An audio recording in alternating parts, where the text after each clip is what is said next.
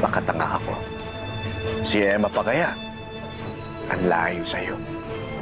Emma? She.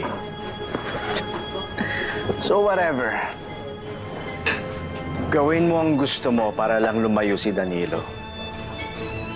Pero wag na wag mo sasaktan si Emma. Baka mapatay kita. Ooh. Is that a threat? So pathetic. But fine. Kung ayaw mong tanggapin ang tulong ko, bahala ka.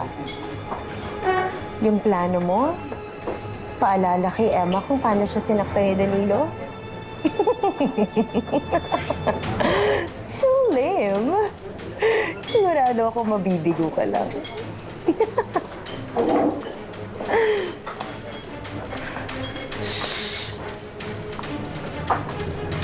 Sino may sabi na